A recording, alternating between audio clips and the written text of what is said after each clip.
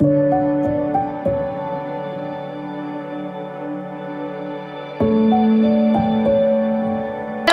Welcome back to YouTube channel. ಹೇಗಿದ್ದೀರಾ? ಚೆನ್ನಾಗಿದ್ದೀರಾ ಅಂತ ಭಾವಿಸ್ತೀನಿ. ಸೊ ಕಾಫಿ ಕುಡಿತಾ ಇದ್ದೀವಿ. ನಮ್ಗೆ ಎಷ್ಟೇ ಸೆಕೆ ಇರಲಿ ಇಂಡಿಯನ್ಸ್ಗೆ, ನಾನು ಹೀಗೆ ಒಂದು ರೀಲ್ಸ್ ನೋಡ್ತಾ ಇದ್ದೆ. ಆ ರೀಲ್ಸಲ್ಲಿ ಇತ್ತು ಆಸ್ಟ್ರೇಲಿಯಾ, ಚೈನಾ, ಅಮೇರಿಕಾ ಇಲ್ಲೆಲ್ಲ ಸೆಕೆ ಜಾಸ್ತಿ ಆಗಿ ಅವರು ಆದಷ್ಟು ಬೀಚಲ್ಲಿ ಇರ್ತಾರೆ, ಮತ್ತೆ ಯಾವಾಗಲೂ ಎ ಸಿ ಆನ್ ಮಾಡ್ಕೊಂಡಿರ್ತಾರೆ ಹಿಂಗೆ ಅಂತ ನೋಡಿದೆ. ಪೂಲಲ್ಲಿ ಇರ್ತಾರೆ ಅಂತ. ಅದಾದ್ಮೇಲೆ ಇತ್ತು ಇಂಡಿಯನ್ಸ್ಗೆ ಅದಕ್ಕಿಂತ ಹೆಚ್ಚು ಟೆಂಪ್ರೇಚರ್ ಇದ್ರು, ಎಷ್ಟೇ ಸೆಕೆ ಇದ್ರು ಅವ್ರಿಗೆ ಕಾಫಿ ಟೀ ಬಿಟ್ಟು ಇರೋದಕ್ಕಾಗೋದಿಲ್ಲ. ಸೊ ಬಿಸಿ ಬಿಸಿಯಾಗಿ ಮಾರ್ನಿಂಗು ಮತ್ತು ಈವ್ನಿಂಗು ಕಾಫಿ ಕುಡಿಲೇಬೇಕು ಅಂತ ಹೇಳಿ ರೀಲ್ಸ್ ಇತ್ತು. ಅದು ಪಕ್ಕಾನೇ ನಾವು ಅಷ್ಟು ಅಡಿಕ್ಟ್ ಆಗ್ಬಿಟ್ಟಿದ್ವಿ. ಹಂಗಂತ ನಾನಂತೂ ಡೈಲಿ ಕುಡಿಯಲ್ಲ, ಅದರಲ್ಲೂ ಟೀ ನಂಗೆ ಇಷ್ಟ ಆಗಲ್ಲ, ಕಾಫಿ ಅಂದರೆ ಇಷ್ಟ. ಸೊ ಅದು ಸ್ವಲ್ಪ ರೇರು, ವೀಕ್ಲಿ ಒನ್ಸೋ ಟ್ವೈಸೋ ಹಿಂಗೆ ಕುಡಿತೀನಿ, ಒಂದೆರಡು ಸಲ ಅಷ್ಟೇ.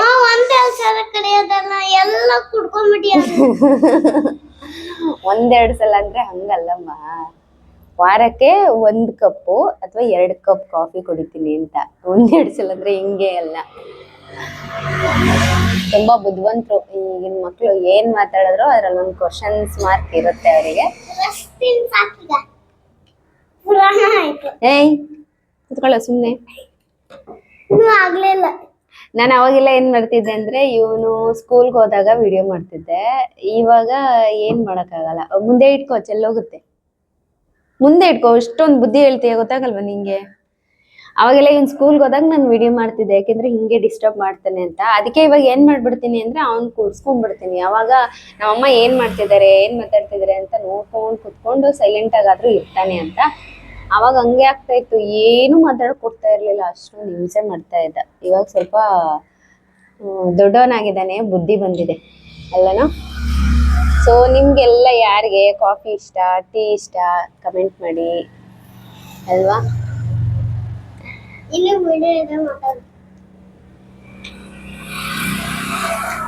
ಇವತ್ತಿನ ಟಾಪಿಕ್ ಏನು ಅಂದ್ರೆ, ಸೊ ನಾನು ಇವತ್ತು ಹಂಗೆ ಕ್ಯಾಶುಯಲ್ ಆಗಿ ಮಾತಾಡೋಣ ಅಂತ ಹೇಳಿ ಈ ಬ್ಲಾಗ್ನ ಸ್ಟಾರ್ಟ್ ಮಾಡಿರೋದು.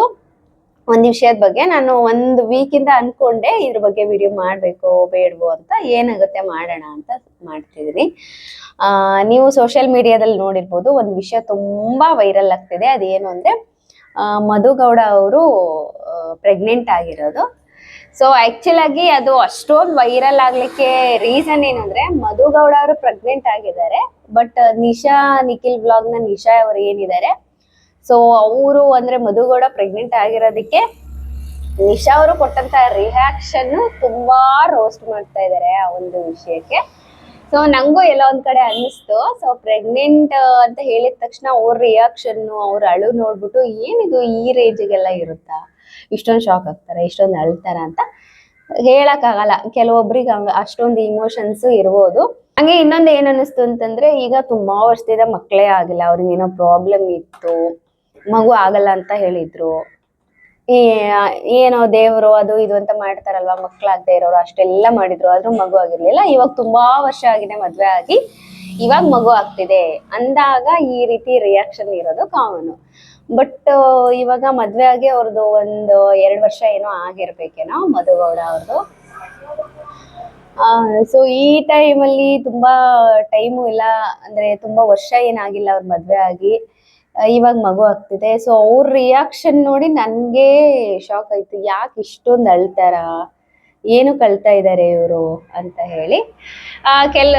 ಇನ್ನೊಂದ್ ಕಡೆ ಅನಿಸ್ತು, ಇಲ್ಲ ಕೆಲವೊಬ್ರು ಇರ್ತಾರೆ, ಅವರು ಎಮೋಷನ್ಸ್ನ ತುಂಬಾ ಅವ್ರು ಇಟ್ಕೊಂಡು ಇರಕ್ಕಾಗಲ್ಲ, ಅದನ್ನ ಹೊರಗೆ ಹಾಕ್ಬಿಡ್ತಾರೆ ಅಂತ ಹೇಳಿ ಹಂಗೂ ಅನಿಸ್ತು. ಅದಾದ್ಮೇಲೆ ರೋಸ್ಟ್ ಮಾಡಿದವ್ರದೆಲ್ಲ ನೋಡಿದೆ ನಾನು. ಅದು ಒಂದೊಂದು ರೋಸ್ಟು ಹೆಂಗಿತ್ತು ಅಂತಂದ್ರೆ ತುಂಬಾ ಫನ್ನಿ ಆಗಿತ್ತು, ತುಂಬಾ ನಗಾಡೋ ಥರ ಇತ್ತು. ಹೆಚ್ಚಾಗಿ ಈಗ ಹೆಂಗಾಗ್ಬಿಟ್ಟಿದೆ ಅಂದ್ರೆ, ಈಗ ಇಡೀ ರಾಜ್ಯವೇ ಖುಷಿ ಪಡೆಯುವ ವಿಷಯ ಮಧುಗೌಡ ಅವರು ಪ್ರೆಗ್ನೆಂಟ್ ಆಗಿರೋದು ಅಂತ ಹೇಳಿ ಎಲ್ಲರೂ ಹೇಳ್ತಾ ಇದ್ದಾರೆ. ಸೊ ಇವಾಗ ಟ್ರೆಂಡಲ್ಲಿ ಇರೋದು ಏನೇ ನೀವು ಫೋನು, ಸೋಷಿಯಲ್ ಮೀಡಿಯಾದಲ್ಲಿ ಇಂಥ ಇನ್ಸ್ಟಾಗ್ರಾಮು, ಫೇಸ್ಬುಕ್ಕು, ಯೂಟ್ಯೂಬು ಹುಡುಕಿದ್ರು ನಿಮಗೆ ಸಿಗದೆ ಅವರು ಪ್ರೆಗ್ನೆಂಟ್ ಆಗಿರೋದ್ರ ಬಗ್ಗೆ ಮೆಮ್ಸು, ಆಮೇಲೆ ರೋಸ್ಟ್ ಮಾಡಿರೋದು, ಮತ್ತೆ ಅವ್ರ ವಿಡಿಯೋಗಳೇ ಶಾರ್ಟ್ಸ್ದು ಇದೇ ಸಿಗುತ್ತೆ. ಸೊ ಇನ್ನೊಂದ್ ಕಡೆ ಏನಾಯ್ತು ಅಂದ್ರೆ ನಾನು ಹಿಂಗೆ ಮತ್ತೆ ಅವರು ಡೈಲಿ ವ್ಲಾಗ್ಸ್ ನ ಅಪ್ಲೋಡ್ ಮಾಡ್ತಾನೆ ಇರ್ತಾರೆ, ನಾನು ನೋಡ್ತಾ ಇರ್ತೀನಿ ಅವ್ರ ವ್ಲಾಗ್ಸ್ ನ. ಸೊ ಅವರಿಗೆ ತುಂಬಾ ಪಾಸಿಟಿವಿಟಿ ಜಾಸ್ತಿ, ಮಧುಗೌಡ ಮತ್ತೆ ನಿಶಾ ನಿಖಿಲ್ ಏನಿದ್ದಾರೆ. ಸೊ ಎಷ್ಟೊಂದ್ ಜನ ಅವ್ರ ಬಗ್ಗೆ ಶಾರ್ಟ್ಸ್ ಅಲ್ಲಿ ಹೇಳ್ತಾರೆ, ವಿಡಿಯೋಗಳನ್ನ ಮಾಡ್ತಾರೆ, ಮತ್ತೆ ಈ ರೀತಿ ರೋಸ್ಟ್ ಮಾಡ್ತಾರೆ. ಹಿಂಗೆಲ್ಲ ಮಾಡಿದ್ರು ಕೂಡ ನಾನು ಇನ್ನೊಂದು ವಿಡಿಯೋದಲ್ಲಿ ನೋಡಿದೆ.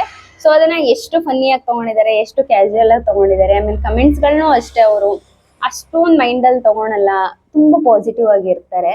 ಸೊ ಅದೊಂದು ನನಗೆ ತುಂಬಾ ಇಷ್ಟ ಆಯ್ತು. ಯಾಕಂದ್ರೆ ನಾನು ಈ ಹಿಂದೆ ಅವರು ಕುರಿತಾಗಿ ಒಂದು ಸೀರೆ ರಿವ್ಯೂಸ್ ಕೊಟ್ಟಾಗ ಯಾರೂ ಕೂಡ ಅದ್ರದ್ದು ಪೂರ್ತಿ ವಿಡಿಯೋ ನೋಡ್ದೇನೆ ಸೊ ಇಲ್ಲದೆ ಇರೋ ಕಮೆಂಟ್ಗಳನ್ನ ಮಾಡಿದ್ರು.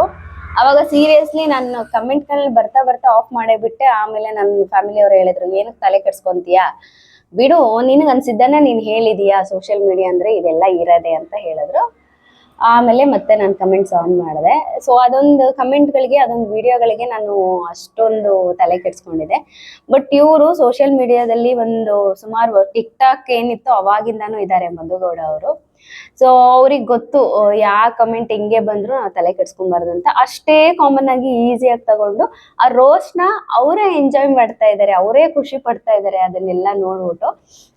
ಅದನ್ನ ನೋಡಿ ನನ್ಗೆ ಅನ್ಸ್ತಾ ಇತ್ತು, ಎಂತ ವಿಡಿಯೋ ಮಾಡಿದ್ರು ಕೂಡ ಸೊ ಎಷ್ಟೇ ನೆಗೆಟಿವ್ ಆಗಿದ್ರು ನಾವು ತಲೆ ಕೆಡ್ಸ್ಕೊಂಬಾರ್ದು, ನಮ್ ಎಲ್ಲಿ ನಾವ್ ಇರ್ಬೇಕು ಅಂತ. ನನಗೆ ಈ ಯೂಟ್ಯೂಬರ್ಸ್ ಅಲ್ಲಿ ಈ ರೀತಿ ಪಾಸಿಟಿವಿಟಿ ಇರೋದು ತುಂಬಾ ಇಷ್ಟ ಆಗುತ್ತೆ.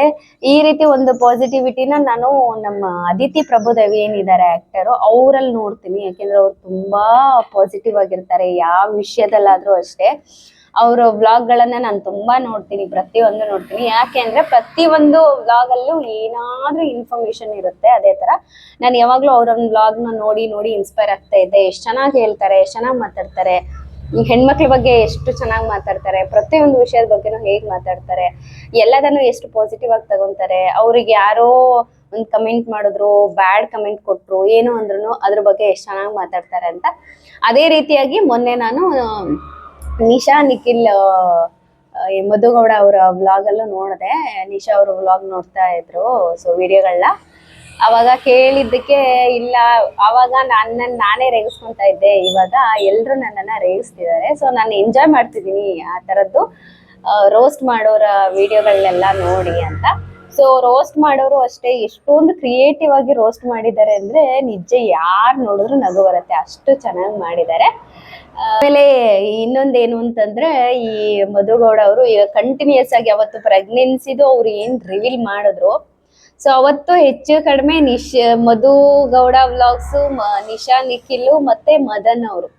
ಸೊ ಮದನ್ ಅವರು ನಾನು ಮಾವ ಆಗ್ತಿದ್ದೀನಿ ಅಂತ, ನಿಶಾ ಅವರು ನಾನು ಅತ್ತೆ ಆಗ್ತಿದ್ದೀನಿ ಅಂತ, ಮತ್ತೆ ಮಧುಗೌಡ ನಿಖಿಲ್ ಅವರು ನಾ ಅಪ್ಪ ಆಗ್ತಿದ್ದೀನಿ, ಐ ಪ್ರೆಗ್ನೆಂಟ್ ಅಂತ ಎಷ್ಟೊಂದು ವ್ಲಾಗ್. ಅವತ್ತಿನ ದಿನಾನೇ ಒಂದು 6 ಅಂದ್ರೆ 3 ವ್ಲಾಗರ್ಸ್ ಕಡೆಯಿಂದ ಒಂದು 6 ವ್ಲಾಗ್ಸ್ ಏನೋ ಬಂತು. ನನಗೆ ಶಾಕ್ ಆಯ್ತು, ಒಂದು ವಿಷಯನ ಇಟ್ಕೊಂಡು ಇಷ್ಟೊಂದು ವ್ಲಾಗ್ ಮಾಡ್ಬೋದಾ ಅಂತ. ಅದಷ್ಟೇ ಅಲ್ಲದೆ ಅವರು ರಿಯಾಕ್ಷನ್ ವ್ಲಾಗ್ಸ್ ನ ಎಷ್ಟೊಂದು ಮಾಡಿದ್ದಾರೆ. ಅವ್ರ ಮನೆಯವರು ರಿಯಾಕ್ಷನ್ ಏನು, ಇವ್ರ ಮನೆಯವ್ರ ರಿಯಾಕ್ಷನ್ ಏನು, ಆಮೇಲೆ ಫ್ರೆಂಡ್ಸ್ ರಿಯಾಕ್ಷನ್ ಏನು.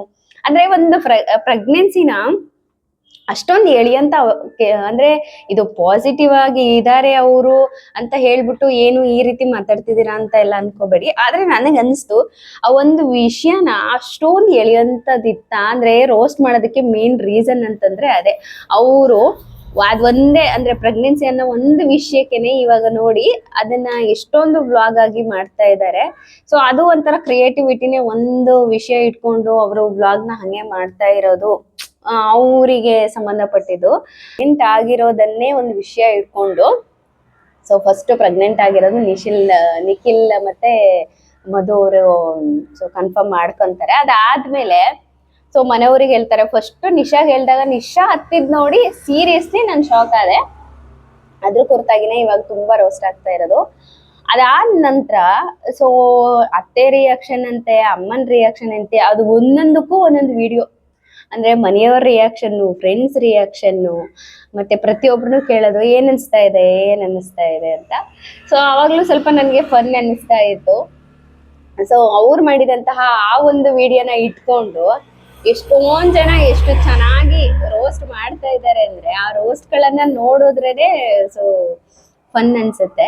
ಪ್ರೆಗ್ನೆನ್ಸಿ ಇವಾಗ ವೈರಲ್ ಆಗ್ಲಿಕ್ಕೆ ಈಗ ಜಸ್ಟ್ ಅವರು ನಾನು ಪ್ರೆಗ್ನೆಂಟ್ ಅನ್ನೋ ಒಂದು ವಿಡಿಯೋ ಹಾಕಿದ್ರೆ ಅದು ಇಷ್ಟೊಂದು ವೈರಲ್ ಆಗ್ತಿರ್ಲಿಲ್ಲ. ಬಟ್ ಮನೆಯವರ ರಿಯಾಕ್ಷನ್ ಅದು ಇದು ಅಂತ ಹಾಕಿದ್ದಕ್ಕೆ ತುಂಬಾ ಅದು ವೈರಲ್ ಆಯ್ತು. ಸೊ ಏನಾದ್ರೂ ಆಗ್ಲಿ ಅವ್ರದ್ದು ಕ್ರಿಯೇಟಿವಿಟಿ, ಅದು ಅವರ ಒಂದು ಪರ್ಸನಲ್ ವಿಡಿಯೋಗಳು ಅಷ್ಟೇ, ಅವ್ರು ತುಂಬಾ ಚೆನ್ನಾಗಿ ಮಾಡ್ತಾರೆ. ಸೊ ಯಾವ್ದನ್ನು ಅವರು ನೆಗೆಟಿವ್ ಆಗಿ ತಗೊಂಡಿಲ್ಲ. ನಾನು ಹೇಳ್ದಂಗೆ ಅವರು ಟ್ರೋಲ್ ಮಾಡಿರೋದನ್ನೇ ಪಾಸಿಟಿವ್ ಆಗಿ ತಗೊಂಡು ಸೊ ನಗಾಡ್ಕೊಂಡಿದ್ರು. ಸೊ ಆತರ ಇರ್ಬೇಕು ಒಬ್ಬ ಯೂಟ್ಯೂಬರ್ ಅಂದ್ರೆ ಅಂತ ನನ್ಗೆ ಅನಿಸ್ತು ಅವಾಗ. ಸೊ ಸುಮಾರಷ್ಟು ಯೂಟ್ಯೂಬರ್ಗಳಷ್ಟೇ ಈಗ ತುಂಬಾ ಹಿಂದೆಯಿಂದ ಎಷ್ಟೊಂದು ಯೂಟ್ಯೂಬರ್ಸ್ ಬಂದಿದ್ದಾರೆ. ಅವರನ್ನೆಲ್ಲ ನೋಡಿ ನಾವು ಚಿಕ್ಕ ಪುಟ್ಟ ಯೂಟ್ಯೂಬರ್ಸ್ ಏನಿದೀವಿ ಕಲಿಯೋದು ತುಂಬಾ ಇದೆ. ನಾನು ಅದಕ್ಕೆ ಹೆಚ್ಚಾಗಿ ಸ್ವಲ್ಪ ಕೆಲವೊಂದು ನನ್ನ ಫೇವ್ರೇಟ್ ಇರುವಂತಹ ಬ್ಲಾಗರ್ಸ್ ನ ನೋಡ್ತಾ ಇರ್ತೀನಿ. ಈ ತರ ಬ್ಲಾಗ್ ಮಾಡ್ಬೋದು, ಆ ತರ ಮಾಡ್ಬೋದು ಅಂತ. ಇನ್ನೂ ಕೂಡ ನಾವು ಹೊರಗಡೆ ಹೋದಾಗ ಸೊ ಮೈಕ್ ಹಿಡಿದು ಕ್ಯಾಮ್ರಾ ಹಿಡ್ಕೊಂಡು ಮಾತಾಡಕ್ಕೆ ಮತ್ತೆ ಬೇರೆಯವ್ರು ಇದ್ದಾಗ ಎಷ್ಟೊಂದು ಶೈ ಫೀಲ್ ಆಗುತ್ತೆ. 2 ವರ್ಷ ಆಗ್ತಾ ಬಂತು, ಆದ್ರೂ ಕೂಡ ನನಗೆ ಇನ್ನ ಭಯ ಹೋಗ್ತಾ ಇಲ್ಲ. ಹೊರಗಡೆ ಹೋದಾಗ ನಾನು ಮೊಬೈಲ್ ಎಲ್ಲ ಇಟ್ಕೊಂಡು ಅಥವಾ ಇಂಥ ಸೆಲ್ಫಿ ಸ್ಟಿಕ್ ಹಿಡ್ಕೊಂಡು ನಂಗೆ ಮಾತಾಡ್ಲಿಕ್ಕೇನೆ ಕಷ್ಟ ಆಗ್ತಿದೆ. ಅಂಥದ್ರಲ್ಲಿ ಅಷ್ಟೊಂದು ಕಷ್ಟ ಪಟ್ಕೊಂಡು ಅವರು ವಿಡಿಯೋ ಮಾಡಿ ಎಡಿಟ್ ಮಾಡಿ ಹಾಕ್ತಿದ್ದಾರೆ. ಸೊ ಅದು ಅವರ ಎಫರ್ಟ್. ಸೊ ನನ್ಗೇನೋ ಈ ವಿಷಯದ ಬಗ್ಗೆ ಚಿಕ್ಕದಾಗಿ ಮಾತಾಡ್ಬೇಕು ಅಂತ ಅನ್ನಿಸ್ತು, ಮಾತಾಡಿದೆ. ಪ್ರೆಗ್ನೆಂಟ್ ಆಗಿದ್ದು ವ್ಲಾಗ್ ಅಲ್ಲೇ ಅವರು ಅದೊಂದು ವಿಷಯದಲ್ಲಿ ಎಷ್ಟೊಂದು ವ್ಲಾಗ್ ಮಾಡ್ತಾ ಇದ್ದಾರೆ ಅಂದ್ರೆ, ತಾಯಿ ಕಾರ್ಡ್ ಮಾಡ್ಸಕ್ ಹೋಗಿದ್ವಿ, ಆಮೇಲೆ ಅವ್ರಿಗೆ ಏನ್ ಇಷ್ಟ, ಮದುಗೆ ಏನ್ ಇಷ್ಟ ಮಾಡ್ಕೊಟ್ವಿ, ಎಷ್ಟು ಬಂತು, ಆಮೇಲೆ ಸ್ಕ್ಯಾನಿಂಗ್ ರಿಪೋರ್ಟ್ದು ಎಷ್ಟೊಂದು ವ್ಲಾಗ್ಗಳನ್ನ ಮಾಡ್ತಾ ಇದ್ದಾರೆ. ಸೊ ಓಕೆ, ಆದ್ರೂ ನೋಡಕ್ಕೆ ಚೆನ್ನಾಗಿರುತ್ತೆ. ಏಕೆಂದ್ರೆ ಅವರು ತುಂಬಾ ಬಣ್ಣ ಹಚ್ಚಿ ಶುಗರ್ ಕೋಟ್ ಮಾಡಿ ಎಲ್ಲ ಮಾತಾಡಲ್ಲ ಮಧು ಅವರು. ನಂಗೆ ಅವ್ರು ಮಾತಾಡೋದು ಇಷ್ಟ ಆಗುತ್ತೆ. ನಾರ್ಮಲಿ ಹೆಂಗಿರ್ತಾರೆ ಒಬ್ಬ ಪರ್ಸನ್ ಆ ರೀತಿ ಮಾತಾಡ್ತಾರೆ. ಸೊ ವ್ಲಾಗ್ ಮಾಡೋದ್ರಲ್ಲಿ ಏನ್ ತಪ್ಪಿಲ್ಲ. ಒಬ್ರು ಯೂಟ್ಯೂಬರ್ ಅಂದಾಗ ಒಂದು ಕಂಟೆಂಟ್ ನ ಹುಡುಕ್ತಾ ಇರ್ತಾರೆ. ಸೊ ಏನಾದ್ರು ಒಂದು ಕಂಟೆಂಟ್ ಸಿಕ್ತು ಅಂದ್ರೆ ಸೊ ಆದಷ್ಟು ಅದನ್ನ ಕ್ರಿಯೇಟಿವ್ ಆಗಿ ಒಂದು ವಿಡಿಯೋನ ಮಾಡಿ ಅಪ್ಲೋಡ್ ಮಾಡೋಕ್ಕೆ ಟ್ರೈ ಮಾಡ್ತಾರೆ. ಸೊ ಅದೇ ರೀತಿ ಇವರು ಮಾಡ್ತಾ ಇದ್ದಾರೆ. ಓಕೆ, ಈ ವಿಷಯದ ಬಗ್ಗೆ ಚಿಕ್ಕದಾಗಿ ನಂಗೇನೋ ಮಾತಾಡ್ಬೇಕು ಅಂತ ಅನ್ನಿಸ್ತು. ಹಂಗಾಗಿ ನಾನು ಈ ಒಂದು ವಿಡಿಯೋನ ಅಥವಾ ಬ್ಲಾಗ್ನ ಮಾಡಿದೆ. ಸೊ ಅವ್ರಿಗೆ ಕಂಗ್ರ್ಯಾಚುಲೇಷನ್ಸ್. ರೋಸ್ಟ್ ಮಾಡಿದವ್ರಂತೂ ಸಖತ್ತಾಗಿ ರೋಸ್ಟ್ ಮಾಡಿದ್ದೀರಾ. ಅಂಡ್ ನಿಶಾ ಅವ್ರಿಗಂತೂ ತುಂಬಾ ಪಾಸಿಟಿವ್ನೆಸ್ ಇದೆ, ಪಾಸಿಟಿವಿಟಿ ಇದೆ. ಸೊ ಯಾವುದೇ ವಿಷಯನೂ ತುಂಬಾ ಡೀಪ್ ಆಗಿ ಹೇಳ್ಕೊಳ್ಳಲ್ಲ, ಬೇಜಾರು ಮಾಡ್ಕೊಳ್ಳಲ್ಲ ಅನ್ನೋದು ನಂಗೆ ಯಾವ ಒಂದು ಬ್ಲಾಗ್ ಇಂದ ಗೊತ್ತಾಯ್ತು. ಸೊ ಹಂಗೆ ಪಾಸಿಟಿವ್ ಆಗಿರಿ. ಸೊ ಇನ್ನ ಗ್ರೋ ಆಗಿ ಅಂತ ಹೇಳ್ತಾ ಇವತ್ತಿನ ಈ ಬ್ಲಾಗ್ ಅನ್ನ ಮುಗಿಸ್ತಾ ಇದ್ದೀನಿ. ಮತ್ತೆ ಹೊಸ ಬ್ಲಾಗ್ ಅಲ್ಲಿ ನಾನು ನಿಮ್ಮನ್ನ ಭೇಟಿ ಆಗ್ತೀನಿ. ಅಲ್ಲಿವರೆಗೂ ಟೇಕ್ ಕೇರ್, ಬಾಯ್, ನಮಸ್ಕಾರ.